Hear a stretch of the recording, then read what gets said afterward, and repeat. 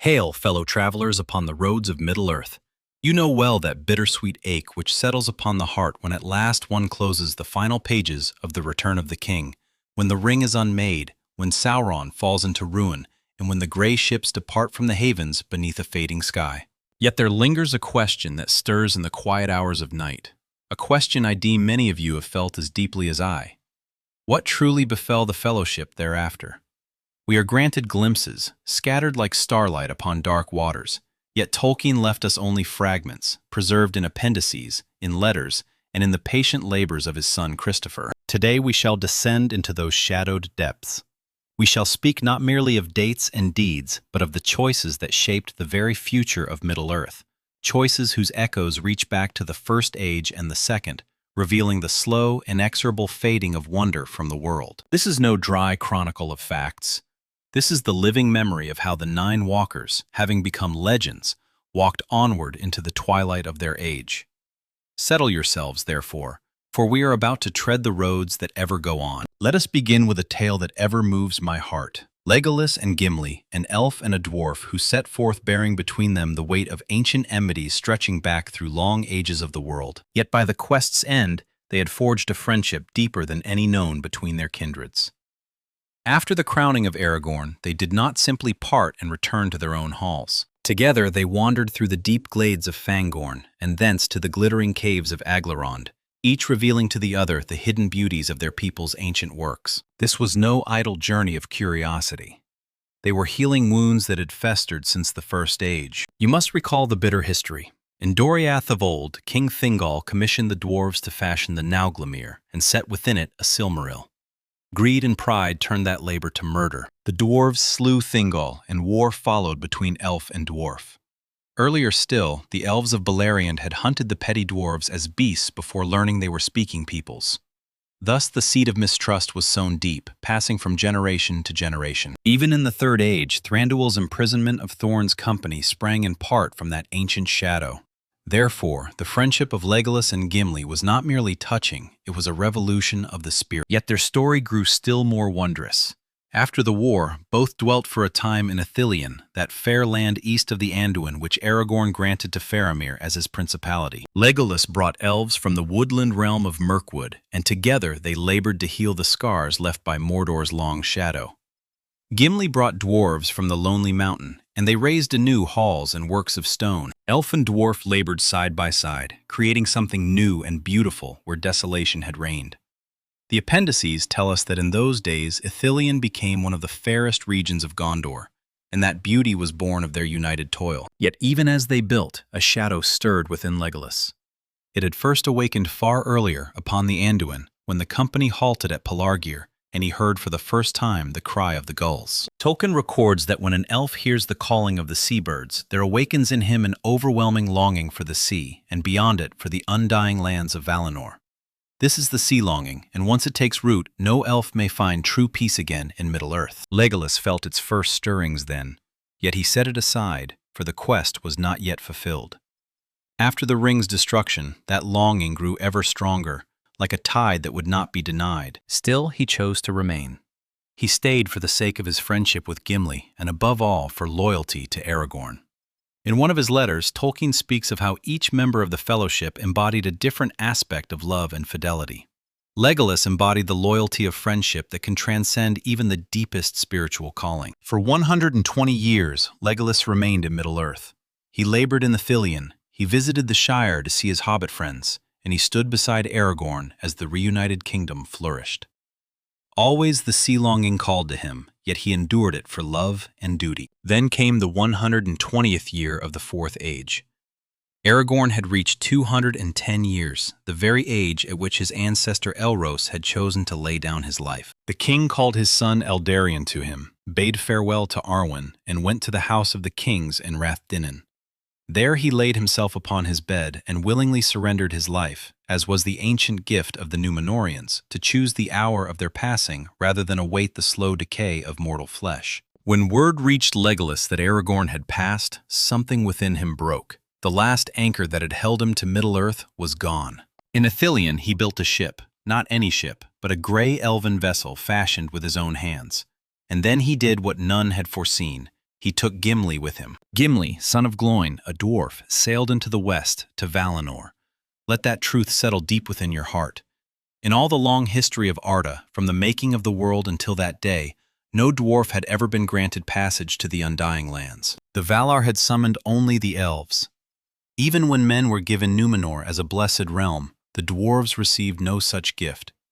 They were the children of Aule, and their fate after death remained a mystery even to the Valar. Yet Gimli sailed, and the tradition preserved in unfinished tales tells us it was because of Galadriel.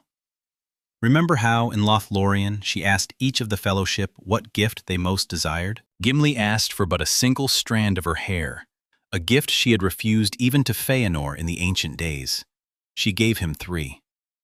That moment of grace, born of pure love and respect, moved the hearts of the Valar. Galadriel herself is said to have interceded for Gimli, and they permitted him to enter Valinor as the companion of an elf friend and a fellow bearer of the ring's burden. Thus the friendship of Legolas and Gimli broke the very bounds of what had been deemed possible in the music of the world. Together they sailed into the west, and Middle-earth saw their like no more. Now let us turn to Aragorn, whose reign after the coronation carried a weight far greater than the simple rule of a king. When he took the crown and became Elisar, he was not merely assuming political power. He was restoring something that had lain broken for nearly 3,000 years, the true line of the Númenórean kings in Gondor. The line of kings had failed in the year 2050 of the Third Age, when the last king, Eärnur, rode into Minas Morgul and was never seen again. Thereafter, the stewards had ruled for almost 1,000 years, keeping the throne vacant yet warm. Aragorn's return restored the uncorrupted blood of Númenor to the throne of Gondor. But it went deeper than politics. The Númenóreans were not ordinary men. They were the Edain, those who had fought beside the elves against Morgoth in the First Age.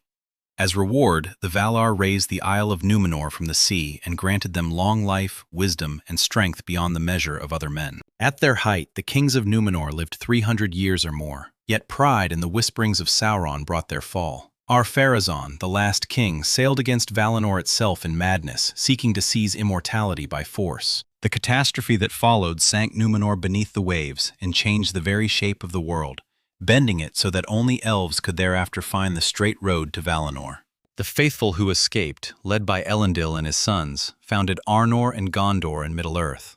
Yet with each generation their span of years diminished as their blood mingled with that of lesser men. By the time of the War of the Ring, even the stewards lived perhaps 90 or 100 years, a far cry from the centuries of their ancestors. The blood was failing, and with it the ancient glory of Númenor was fading into legend. Aragorn changed that. He lived to 210 years, exactly the span granted to Elros, first king of Númenor, and his own distant ancestor. This was no accident. Tolkien was deliberate. Aragorn carried the purest remaining strain of Númenorian blood, preserved in the north through the long vigilance of Elrond and the Dunedain. When he ascended the throne, he restored not only the kingship, but the very vitality and splendor of ancient Númenor to Gondor. His reign endured 120 years. In that time, the White Tree flowered once more, a living sign that the line of kings was renewed and blessed. He extended the borders of Gondor, reclaimed lands long lost to Mordor and the Haradrim, made peace with former enemies, and at last reunited the kingdoms of Arnor and Gondor, as Elendil had dreamed 3,000 years before. Yet beneath that golden age lay a shadow of sorrow. Aragorn had wed Arwen, and she had surrendered her immortality for love of him, a choice that echoed the ancient tale of Luthien and Beren. Arwen knew full well the cost. She would have but one lifetime with her beloved, long by the measure of men, yet only a brief summer compared to the endless years she forsook. Together they had one son, Eldarion, and several daughters, and for 120 years their love was accounted among the greatest legends of the age. But when Aragorn felt the time of his passing draw near, he went to Arwen and told her that he must lay down his life while still in strength and honor, lest he become a burden in his decline. He called Eldarion, gave him the crown and scepter, and went to the house of the kings. There he laid himself down and willingly surrendered his life, as Elros had done long before. Arwen was left alone.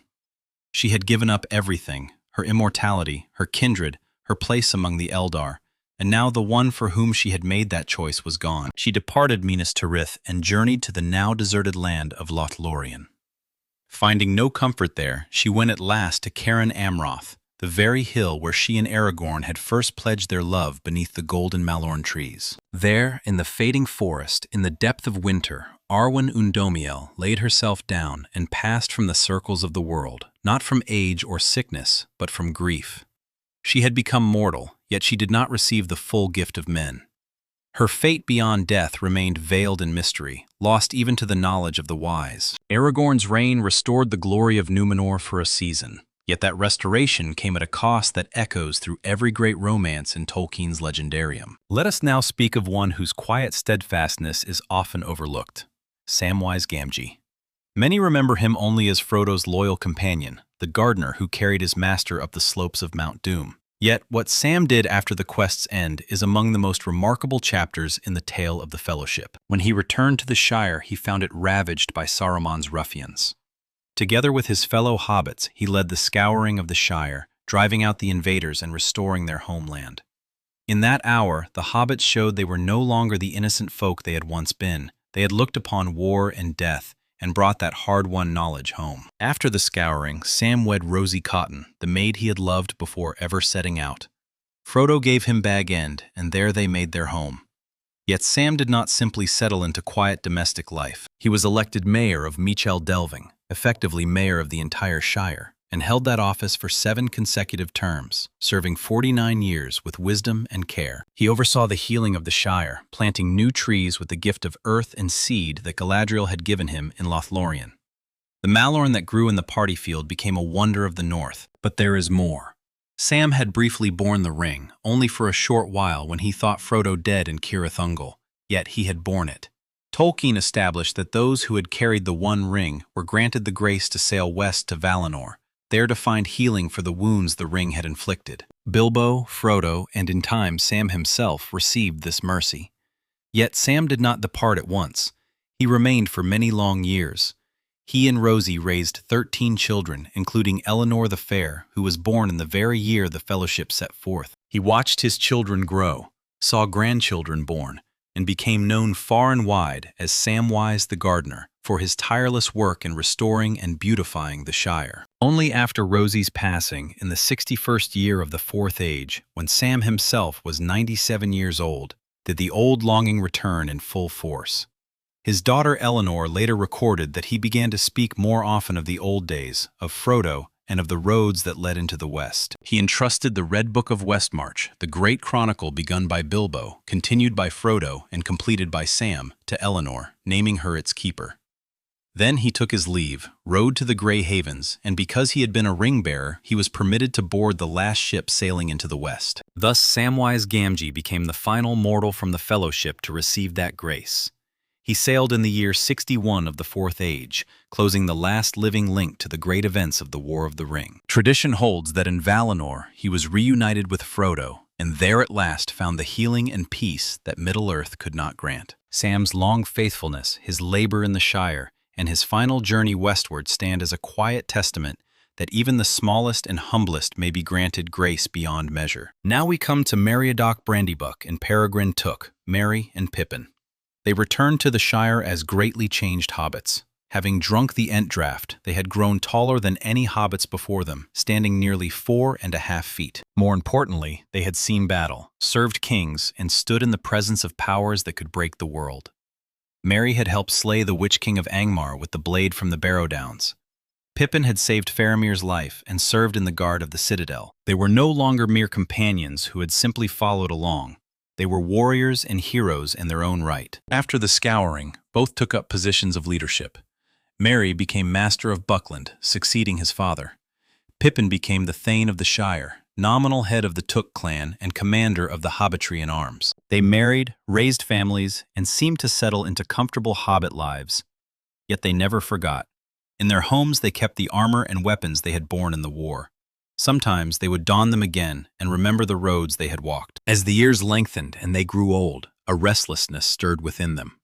They had seen Minas Tirith in all its glory. They had ridden with the Rohirrim and heard their ancient songs. The Shire, for all its comfort, began to feel small. In the 63rd year of the Fourth Age, both now in their 90s, they made a final journey. They rode south, 2 elderly hobbits upon ponies, to see Aragorn and the lands of Rohan and Gondor one last time. They visited Edoras, spent time among the Rohirrim, then continued to Minas Tirith. There they were received with great honor by King Aragorn and King Eomer. They dwelt for a time as honored guests in the citadel. Merry later died in Rohan and was laid to rest among the Rohirrim at his own wish. Pippin passed not long after in Gondor, yet Aragorn honored them beyond all expectation. When the time came for Aragorn himself to lay down his life, he had Merry and Pippin brought to the House of the Kings.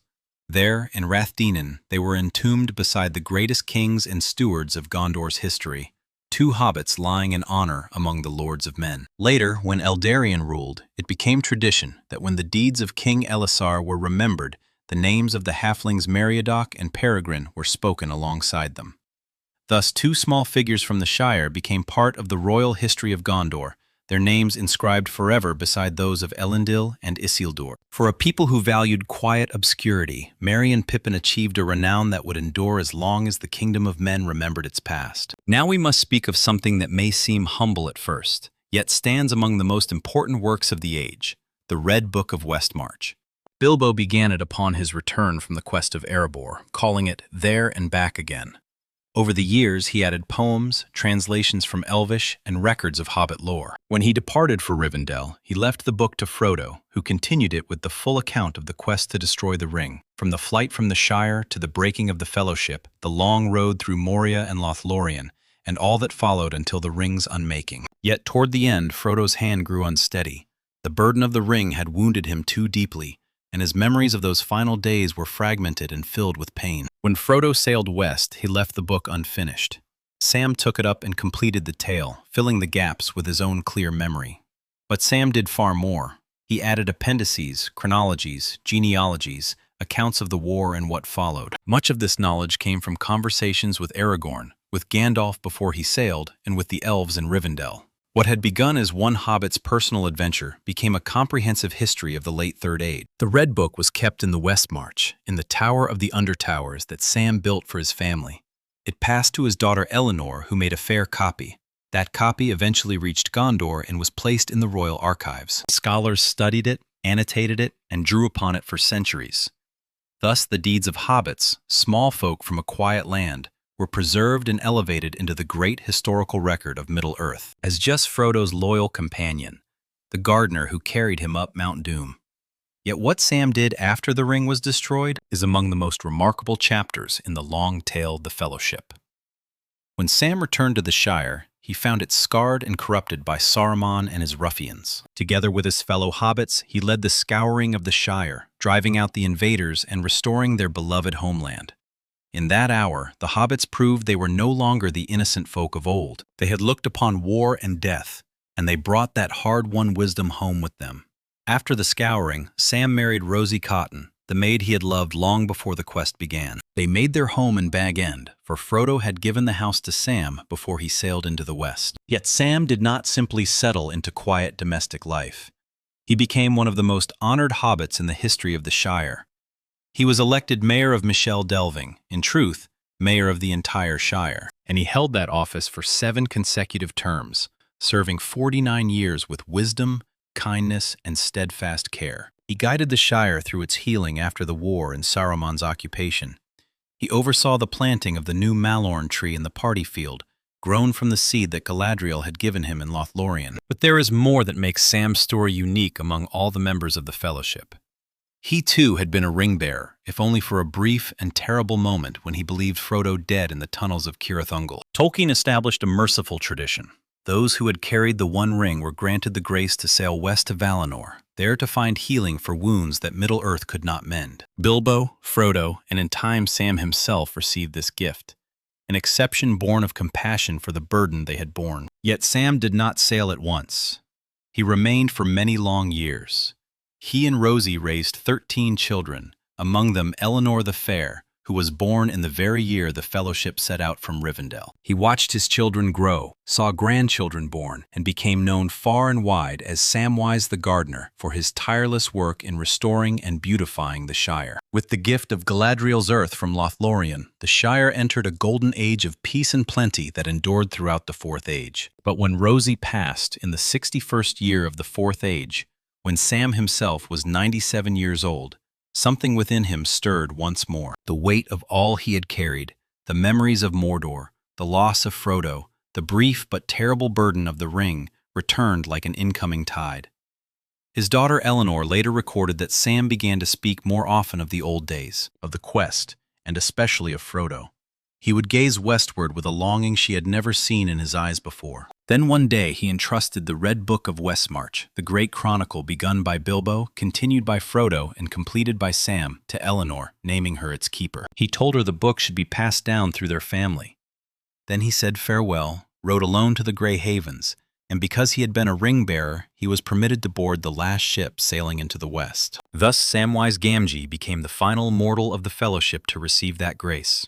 He sailed in the year 61 of the Fourth Age, closing forever the last living link to the great events of the War of the Ring. Tradition holds that in Valinor, he was at last reunited with Frodo, and there they found the healing and peace that Middle-earth could not give. Sam's long faithfulness, his labor in the Shire, and his final journey westward stand as a quiet yet profound testament. Even the smallest and humblest hearts may be granted grace beyond measure. Now we come to Meriadoc Brandybuck and Peregrine Took, Merry and Pippin.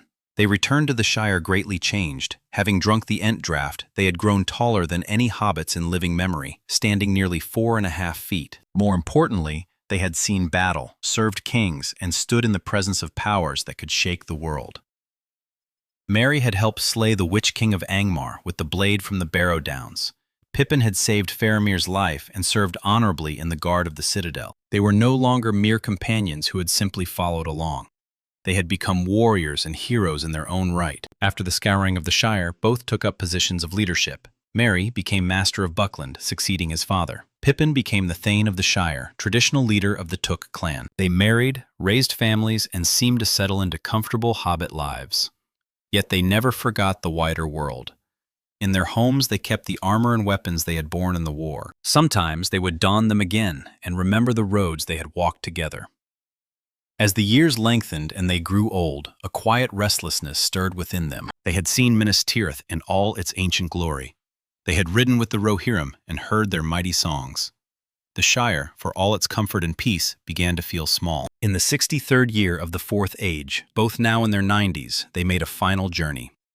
2 elderly hobbits upon ponies rode south to see Aragorn and the lands of Rohan and Gondor one last time. They visited Edoras, spent time among the Rohirrim, then continued on to Minas Tirith. There they were received with great honor by King Aragorn and King Éomer. They dwelt for a time as honored guests in the citadel. Merry later passed in Rohan and was laid to rest among the Rohirrim at his own wish. Pippin followed not long after in Gondor, yet Aragorn honored them far beyond expectation. When the time came for him to lay down his own life, he had Merry and Pippin brought to the house of the kings. There, in Rothdinnen, they were entombed beside the greatest kings and stewards of Gondor's long history, 2 hobbits lying in honor among the lords of men. Later, when Eldarion ruled, it became tradition that when the deeds of King Elessar were remembered, the names of the halflings Meriadoc and Peregrine were spoken alongside them. Thus, 2 small figures from the quiet Shire became part of the royal history of Gondor, their names inscribed forever beside those of Elendil and Isildur. For a people who valued peaceful obscurity, Merry and Pippin achieved a renown that would endure as long as the kingdom of men remembered its past. Now we must speak of something that may seem humble at first, yet stands among the most important works of the age, the Red Book of Westmarch. Bilbo began it upon his return from the quest of Erebor, calling it There and Back Again. Over the years, he added poems, translations from Elvish, and records of Hobbit lore. When he departed for Rivendell, he left the book to Frodo, who continued it with the full account of the quest to destroy the ring, from the flight from the Shire to the breaking of the Fellowship, the long road through Moria and Lothlorien, and all that followed until the ring's unmaking. Yet toward the end, Frodo's hand grew unsteady. The burden of the ring had wounded him too deeply, and his memories of those final days were fragmented and filled with pain. When Frodo sailed west, he left the book unfinished. Sam took it up and completed the tale, filling the gaps with his own clear memory. But Sam did far more. He added appendices, chronologies, genealogies, accounts of the war and what followed. Much of this knowledge came from conversations with Aragorn, with Gandalf before he sailed, and with the elves in Rivendell. What had begun as one hobbit's personal adventure became a comprehensive history of the late Third Age. The Red Book was kept in the Westmarch, in the Tower of the Undertowers that Sam built for his family. It passed to his daughter Eleanor, who made a fair copy. That copy eventually reached Gondor and was placed in the royal archives. Scholars studied it, annotated it, and drew upon it for centuries. Thus the deeds of hobbits, small folk from a quiet land, were preserved and elevated into the great historical record of Middle-earth. Before the Red Book, most histories were recorded by elves in high and ancient tongues, or by the learned scribes of Gondor in formal prose. The Red Book was different. It was written in the plain, honest speech of the hobbits, straightforward, filled with living voices, personal reflections, and the thoughts of ordinary folk caught in the storm of great events. It ensured that the small and the overlooked would not be forgotten. Without it, future ages would have known only that a great war was fought and that a king returned. They would not have known of 4 hobbits from the Shire who changed the fate of the world. They would not have known the mercy Frodo showed to Gollum, the steadfast love of Sam, or the quiet courage that saved everything in the end. By completing and preserving the Red Book, Samwise Gamgee became the chronicler of his own age, giving voice and lasting memory to the humble and the brave. Now we turn to Gandalf, whose departure carries a weight that is easy to pass over lightly. When the ring was unmade and Sauron fell into nothingness, Gandalf's long labor was, in truth, complete. He remained long enough for the crowning of Aragorn and the first healing of the land. Yet within a few short months, he rode to the Grey Havens and sailed into the west. He did not linger to advise the new king for decades. He left because he must. For Gandalf was no mortal wizard. He was Olorin, a Maya of the Ainur, one of the immortal spirits who had entered the world at its making to serve the Valar. In the year 1000 of the Third Age, when the Valar perceived the shadow of Sauron lengthening once more, they chose not to intervene directly. The great wars of old had brought too much ruin. Instead, they sent 5 emissaries, the Istari, into Middle-earth in the guise of old men. They were deliberately weakened, clothed in mortal flesh that could tire and hunger and even die. They were forbidden to match Sauron's power with power or to dominate the free peoples. Their task was only to counsel, to inspire courage, and to kindle hope in the hearts of elves and men. For 2,000 years, Gandalf wandered the roads of Middle-earth, never resting long in one place, bringing news, warning, and quiet strength wherever darkness gathered. When Bilbo found the ring, and Gandalf began to suspect its true nature, his mission became sharply focused. He spent decades in patient search and study, until at last he knew beyond doubt that this was the One Ring. Thereafter he devoted all his strength to ensuring its destruction. His death in Moria was no mere dramatic moment. His mortal body was slain by the Balrog, yet the Valar sent him back. Olorin returned, clothed in greater power as Gandalf the White, taking the place of Saruman who had fallen. Even then, he remained bound by the same charge. He could guide, but he could not rule. When the ring was destroyed, his purpose in Middle-earth was fulfilled. The Istari had been sent to help the free peoples overcome Sauron without direct divine intervention. The task had succeeded, though at terrible cost. Gandalf knew the time of the Istari was ending. The Fourth Age was to be the dominion of men, an age in which mortals must stand upon their own strength, without wizards or elves to guide them. Therefore he sailed west, returning to Valinor and to his true nature as Olorin.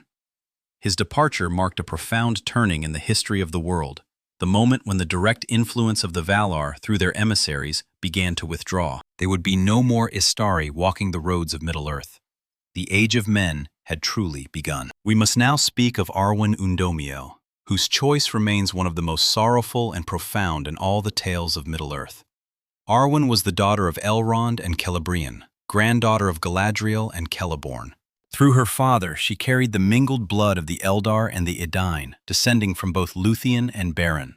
She was, in every sense, the heir to the beauty and sorrow of the ancient world. As one of the half-elven, she was given the same choice that had been offered to her father and to Elros at the end of the First Age: to be counted among the elves and dwell immortal in Valinor, or to choose the fate of men and accept mortality. For long ages she had chosen to remain among the Eldar, dwelling timelessly in Rivendell and Lothlorien. Then she met Aragorn, a mortal man of 20 years, newly come to Rivendell. Though she had lived for thousands of years, when their eyes met in the twilight of Rivendell, she saw in him the echo of Beren, and he called her Tenuvio. In that moment, the long thread of ancient love was rewoven, yet their union came with a heavy price. Elrond told Aragorn that he would not give his blessing unless Aragorn first became king of both Gondor and Arnor, restoring the full realm of Elendil. It was not cruelty. Elrond knew that if Arwen chose mortality, she must live a life worthy of that sacrifice, not fade away as the wife of a wandering ranger. So Arwen waited, for decades, while Aragorn walked the paths of exile and secret service. When the War of the Ring came, she remained in Rivendell, weaving in secret the great banner of the White Tree and the Seven Stars. When Aragorn unfurled that banner upon the Pelennor fields, all knew that the king had returned. By then, Arwen had already made her choice. After their marriage, they were granted 120 years together, a lifetime by the measure of men, yet only a brief summer to one who had already lived for millennia. She treasured every moment, knowing it was all she would ever have. When Aragorn felt the time of his passing draw near, he went to her and said that he must lay down his life while still in strength and honor. He called Eldarion, gave him the crown, and went to the house of the kings. There he willingly surrendered his life. Arwen was left alone. She had given up her immortality, her kindred, and her place among the Eldar. And now the one for whom she had made that choice was gone. She journeyed to the now empty land of Lothlorien, seeking comfort, but found only silence. The golden Malorn trees stood, yet they were only trees. At last she came to Cairn Amroth, the hill where she and Aragorn had first pledged their love. The moment the ring was destroyed and Sauron fell, Gandalf's job was done. He stayed for the coronation of Aragorn, helped with the immediate aftermath, and then within months he rode to the Grey Havens and sailed west. He didn't linger. He didn't spend years helping rebuild or advising the new king. He left almost immediately, and this wasn't because he didn't care. It was because he had to. Gandalf wasn't a human wizard. He was a Loren, a Maya, one of the Ainur, who had entered the world at its creation to serve the Valar back in the Third Age around the year 1000. The Valar and the elves of Valinor became concerned about a growing darkness in Middle-earth. Sauron was returning to power, and they knew that direct intervention by the Valar themselves wasn't an option anymore. After the disaster of the War of Wrath that ended the First Age, when the Valar's armies destroyed Morgoth, but also broke Beleriand and sank it into the sea, they had become reluctant to act directly in Middle-earth. The collateral damage was too great. So instead, they sent the Astari, the wizards, 5 Maiar, were chosen and sent to Middle-earth, in the form of old men. They were deliberately weakened, put into mortal bodies that could grow tired and hungry and even die. They were forbidden from matching Sauron's power directly or from dominating the free peoples. Their job was to advise, to inspire, to kindle courage in the hearts of elves and men, and all free peoples to resist the darkness. Gandalf was one of these 5, along with Saruman, Radagast, and 2 others who went into the east and were never heard from again. For 2,000 years, Gandalf wandered Middle-earth. He never stayed in one place for long. He traveled constantly, visiting the Shire, spending time in Rivendell, advising the kings of Gondor. Even venturing into the east and south, he became known as Gandalf the Grey, the wandering pilgrim who brought news and hope. When Bilbo found the ring and Gandalf began to suspect its true nature, his mission became focused. He spent decades researching, questioning, trying to confirm his fears. And when he knew for certain that this was the One Ring, he devoted everything to ensuring its destruction. Gandalf died fighting the Balrog in Moria. That wasn't just a dramatic moment for the story. It was Gandalf's body being killed, his mortal form destroyed. But the Valar sent him back. Olorin's spirit returned to his body, or rather, he was given a new body, and he became Gandalf the White, taking Saruman's place as the head of the Astari. He returned with greater power and authority, but still bound by the same restrictions. He couldn't take the ring for himself. He couldn't rule men nor elves. He could only guide and encourage. When the ring was destroyed, Gandalf's mission was complete. The whole reason the Astari was sent to Middle-earth was to help the Free Peoples defeat Sauron without direct intervention from the Valar. It had succeeded, but just barely. Gandalf knew that his time was over. The age of the Astari, the age of direct guidance from the Valar through their emissaries, was ending. The Fourth Age was meant to be the Age of Men, the Dominion of Men, as Tolkien called it in his letters. This meant men had to stand on their own, without wizards or elves guiding them. So Gandalf left. He sailed to Valinor, returning to the undying lands from which he had come. When he arrived, he presumably returned to his true form as Olorin the Maya, shedding the guise of the old wizard. His departure symbolized a fundamental shift in how the divine interacted with Middle-earth. There would be no more emissaries, no more direct guidance from that point forward. The peoples of Middle-earth would have to find their own way, relying on their own wisdom and courage without supernatural help. This ties into Tolkien's larger philosophy about the history of Middle-earth. He saw the story as a kind of mythological prehistory of our own world, explaining how a world of magic and wonder became the mundane, rational world we live in now. The departure of the wizards, along with the elves and all the other magical beings, represents the transition from myth to history, from a world where the divine is visible and present to a world where faith and reason must operate without direct evidence of the supernatural. Gandalf's sailing marked the beginning of that transition, the moment when Middle-earth started becoming our Earth. We absolutely need to discuss Arwen's choice, because it's way more tragic and significant than the movies let on. Arwen Undomiel was the daughter of Elrond and Celebrian, granddaughter of Galadriel and Celeborn on her mother's side, and through her father, she was descended from both the Eldar and the Edain.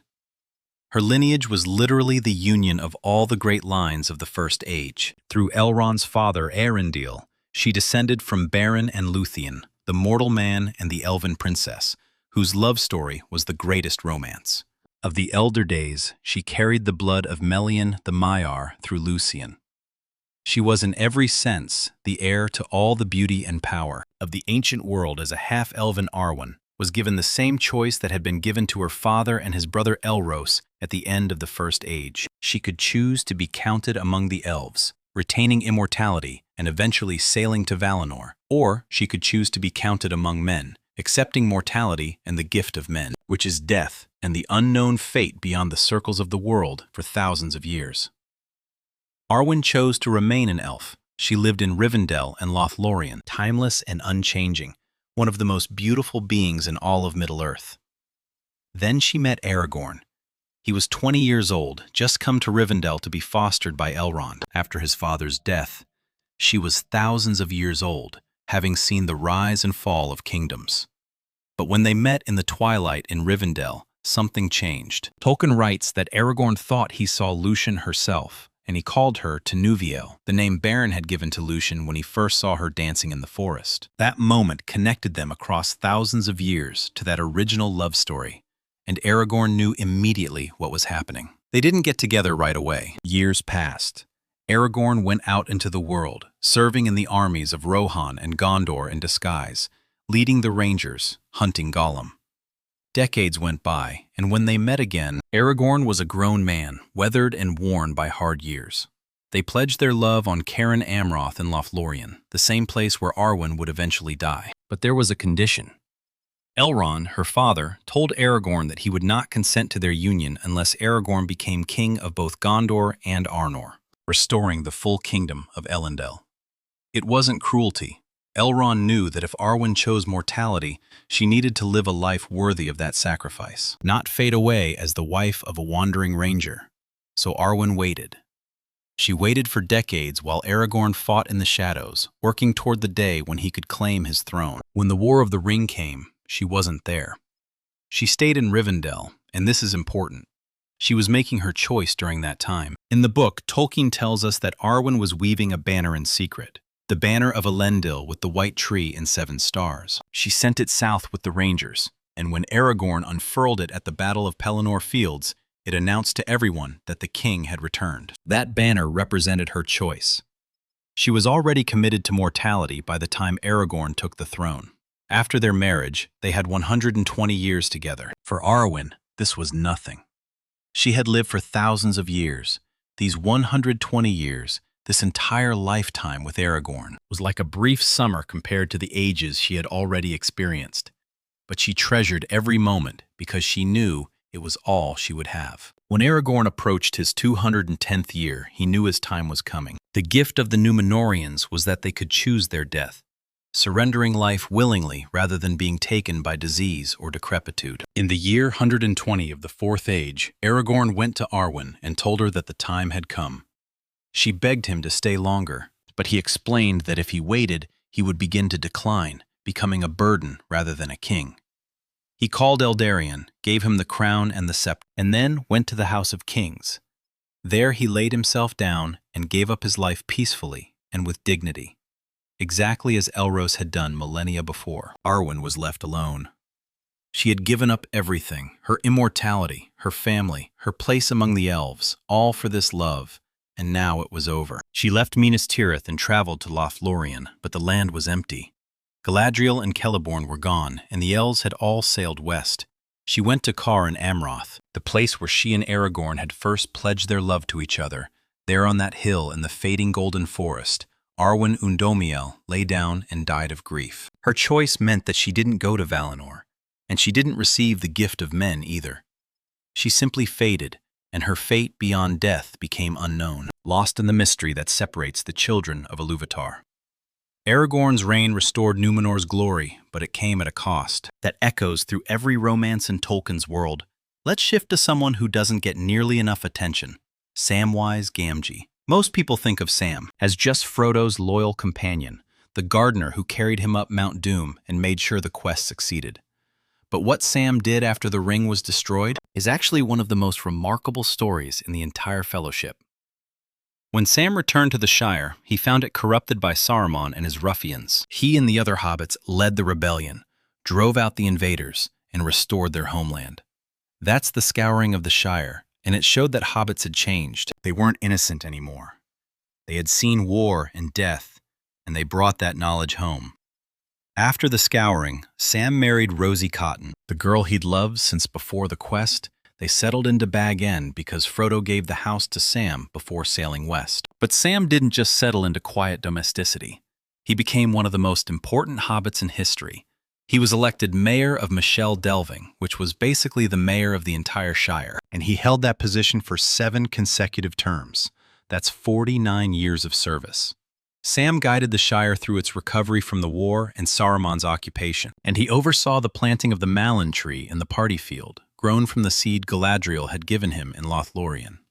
But here's what makes Sam's story unique. He was a ring-bearer. Sure, he only carried the ring for a short time when he thought Frodo was dead in Cirith Ungol, but he bore it nonetheless. And Tolkien established a tradition that ring-bearers, those who had carried the One Ring, were permitted to sail to Valinor to find healing from the wounds they had suffered. Bilbo, Frodo, and eventually Sam all had this privilege extended to them. It was an exception to the normal rules, a recognition that the ring had damaged them in ways that Middle-earth couldn't heal. The thing is, Sam didn't leave right away. He stayed for decades. He raised 13 children with Rosie, including Eleanor the Fair, who was born in the year the Fellowship set out. He watched his children grow up, have children of their own, and he became a grandfather many times over. He continued serving as mayor, being known as Sam Gardener because of his work replanting and beautifying the Shire. With the gift of Galadriel's earth from Lothlorien, the Shire flourished under his care, entering a golden age of peace and prosperity that lasted throughout the Fourth Age. But Rosie died in the year 61 of the Fourth Age. Sam was 97 years old, which was old even by Hobbit standards. After her death, something changed in him. The weight of everything he had carried, the memories of Mordor, the loss of Frodo, the burden of having borne the ring, even briefly, it all came rushing back. His daughter. Eleanor later wrote in documents that Christopher Tolkien compiled in the Peoples of Middle-earth that Sam began speaking more often of the old days, of the quest and especially of Frodo. He would look westward with a longing in his eyes that she had never seen before. Then one day, of the quest and especially of Frodo, he would look westward with a longing in his eyes that she had never seen before. Then one day, Sam gave the Red Book of West March to Eleanor. This was the book that Bilbo had started, Frodo had continued, and Sam himself had finished and expanded. It contained the entire history of the quest, the War of the Ring, and the genealogies and stories of the Shire. He told Eleanor that she was now the keeper of the book, and that it should be passed down through their family. Then he told her he was going on a journey. He rode to the Grey Havens, and because he had been a ring-bearer, he was permitted to board the last ship to Valinor. Sam sailed west in the year 61 of the Fourth Age, making him the very last person from Middle-earth to be granted this grace. He had outlived everyone. Gandalf was long gone. Elrond, Galadriel, and all the great elves had sailed. Aragorn was dead. Legolas and Gimli had departed. Merry and Pippin would eventually pass. In Gondor, Sam was the final living connection to the War of the Ring, and when he sailed, he closed the door on that entire age. The tradition holds that he was reunited with Frodo and Valinor, and there they found the peace and healing that had been denied to them. In Middle-earth, Sam's journey, it wasn't just about personal redemption, though it represented the last grace extended by the Valar to the mortals of Middle-earth. The final exception to the rules before the Age of Men took over completely. Speaking of Merry and Pippin, their fate after the quest is both touching and unexpected.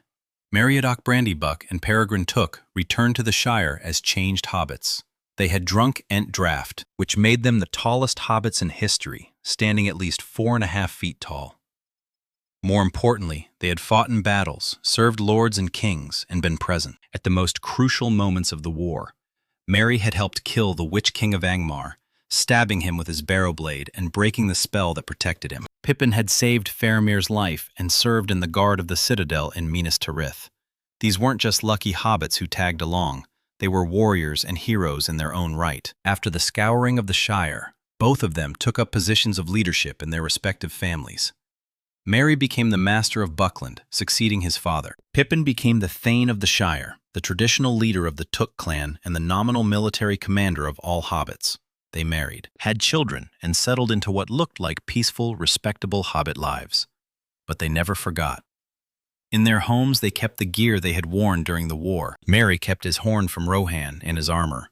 Pippin kept his livery from Gondor. Sometimes they would put these things on and remember the roads they had traveled. As the years passed and they grew older, something shifted in both of them. They had seen Minas Tirith, the greatest city of men. They had walked in Rohan and heard the Rohirrim sing. They had stood in Orthanc and Isengard. The Shire, for all its comforts and peace, began to feel small to them. Not insufficient, just small. They loved their home and their families, but there was a restlessness that came from having seen the wider world. They would often visit each other riding between Buckland and Tuckborough, and they would talk late into the night about the old days. Then, in the year 63 of the Fourth Age, they made a decision. They were both in their 90s, ancient by Hobbit standards, and they knew they didn't have many years left. They decided they wanted to see Aragorn one more time and to see Rohan again, so they gathered their things, said goodbye to their families, and rode south out of the Shire. Can you imagine that? Two elderly hobbits, probably barely able to sit on their ponies, riding hundreds of miles to relive their youth one last time? They went first to Edoras and spent time in Rohan, visiting the places where they had fought and the halls where they had feasted. From Rohan, they continued to Gondor. They arrived in Minas Tirith and presented themselves to King Eomer of Rohan and King Aragorn of Gondor. The reunion must have been extraordinary. Here were the two hobbits who had been there at the beginning, who had helped save the world, now returned as old men to see their friends one final time.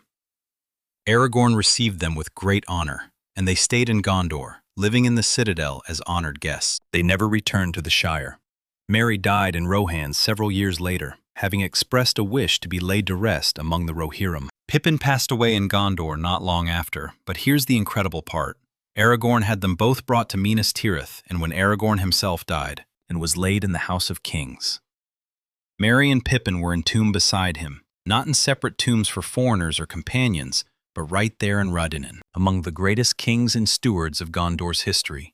Two hobbits buried with the honor of kings later, after Arwen died and Eldarion ruled. The tradition grew that when people spoke of King Elessar and his great deeds, they would also mention the halflings who lay beside him. Meriadoc and Peregrine became part of Gondor's royal history, their names inscribed in the records alongside Elendil, Isildur, and all the great rulers of men, for a race that valued quiet. Peaceful obscurity, Merry and Pippin achieved the opposite. They became legends whose stories would be told as long as Gondor stood. Two small figures who prove that greatness has nothing to do with size. Now we need to talk about what Sam, and before him Bilbo and Frodo, actually created. The Red Book of Westmarch. This might not sound exciting at first, but stay with me, because this is actually one of the most important artifacts in all of Middle-earth's history. The Red Book started with Bilbo. When he returned from his adventure with the dwarves, he wrote down his story in a book he called There and Back Again. He kept adding to it over the years, including poetry, translations of Elvish texts, and genealogies of hobbit families. When Bilbo left for Rivendell, he gave the book to Frodo. Frodo added his own account of the quest to destroy the ring, he wrote, in detail about the journey from the Shire to Rivendell, the forming of the Fellowship, the trek through Moria, the meeting with Galadriel, and everything up to the destruction of the ring and the return home. But here's the thing. Frodo's account stopped being coherent toward the end. The burden of the ring had damaged him too deeply, and his memories of the final days were fragmentary and painful. When Frodo sailed to Valinor, he left the book unfinished. Sam took over. He completed Frodo's account, filling in the gaps and finishing the narrative. But Sam did more than that. He added appendices about the history of the Third Age, genealogies of the kings and stewards, chronologies of important events, and accounts of what happened after the war. Much of this information came from conversations Sam had with Aragorn, with Gandalf before he left, and with the elves in Rivendell. Sam turned what had been a personal adventure story into a comprehensive historical document. The book was kept in the West March in Undertowers, which Sam built for his family. It passed to his daughter Eleanor, who made a copy. That copy was brought to Gondor and presented to King Eldarin, becoming part of the royal archives. Over time, more copies were made. Scholars in Minas Tirith studied it, added annotations, and referenced it in their own works. The Red Book became the primary source for everything we know about the War of the Ring and the events of the late Third Age. Think about the significance of this. Before the Red Book, most history in Middle-earth was recorded by elves, or by the learned men of Gondor. These were formal, often poetic accounts written in high languages like Sindarin or Quenya or Westron. The Red Book was different. It was written in Hobbitish in a plain, straightforward style that anyone could understand. It contained actual dialogue, personal reflections, and the perspectives of ordinary people caught up in extraordinary events. It democratized history in a way. But more than that, the Red Book preserved information that would have been lost. So much of what we know about Gandalf, about the Astari, about the true nature of the ring and Sauron's plans comes from this book. Without it, future generations would have had only fragments. They might have known that a great war was fought and that the king returned, but they wouldn't have known about 4 hobbits from the Shire who changed everything. They wouldn't have known about the sacrifice of Boromir, the loyalty of Sam, or the mercy Frodo showed to Gollum, that ultimately saved the quest. The Red Book of Westmarch ensured that hobbits became part of the historical record of Middle-earth. It elevated them from obscure, forgotten people to central figures in the greatest events of the age. And here's the metatextual brilliance of Tolkien's conceit. He presents The Lord of the Rings as a translation of the Red Book, suggesting that everything we're reading is actually this historical document, preserved across ages. Sam, by completing and maintaining that book, became the chronicler of his own age, giving voice to the small and overlooked. In a world that usually only remembered kings and wizards, let's talk about Gandalf, because his departure from Middle-earth is loaded with meaning that's easy to miss. The moment the ring was destroyed and Sauron fell, Gandalf's job was done.